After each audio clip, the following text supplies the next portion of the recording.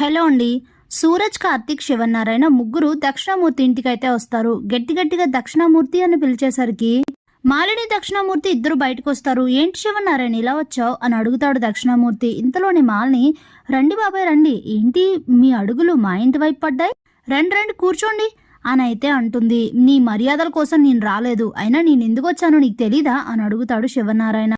ఏమైంది శివనారాయణ, ఎందుకు నా కోడలు అంటున్నావు అని అడిగితే, నీ కోడలు నా కూతురు ఇంటికెళ్ళి తను చెప్పినట్లుగా చెయ్యమని, చేస్తే డబ్బులు ఇస్తానని ఒక బ్లాంక్ చెక్ ఇచ్చొచ్చింది. పైగా నా కూతురు కుటుంబాన్ని అవమానించి ఓ బ్లాంక్ చెక్ ఇచ్చొచ్చింది. ఇవన్నీ నీకు తెలియకుండా జరుగుతాయా దక్షిణామూర్తి? అన్ని నాటకాలు ఆడొద్దు అని అయితే అంటారు శివనారాయణ.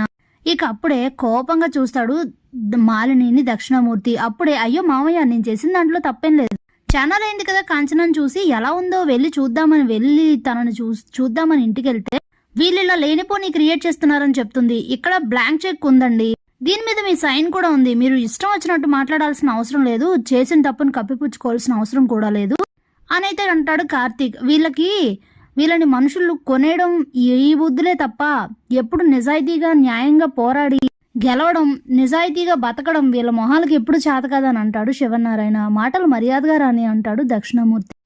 నీకేంట్రా మర్యాద ఇచ్చేది, ఈ రోజు నీ మర్యాద మొత్తం పోయేలా చేస్తానని చెప్పడానికే వచ్చాను. తొందరలోనే నీ డిఎం రెస్టారెంట్స్ క్లోజ్ అయిపోతా.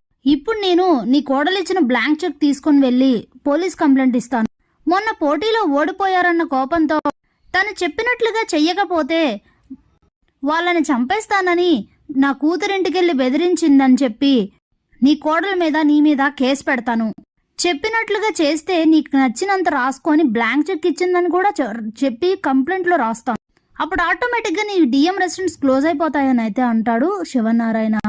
ఒక్కసారిగా స్టన్ అయిపోతారు దక్షిణామూర్తి, మాలిని. అలాంటి పరిస్థితే కనుక వస్తే నిజంగా చాలా పెద్ద సమస్య అవుతుంది. ఇప్పుడు ఆ రెస్టారెంట్స్ ని అడ్డు పెట్టుకునే కదా వీళ్ళపై పగ సాధించాలి, వీళ్ళపై గెలవాలనుకునేది, అలా జరగకూడదు అని చెప్పి అనుకుంటూ ఉంటుంది మాలిని.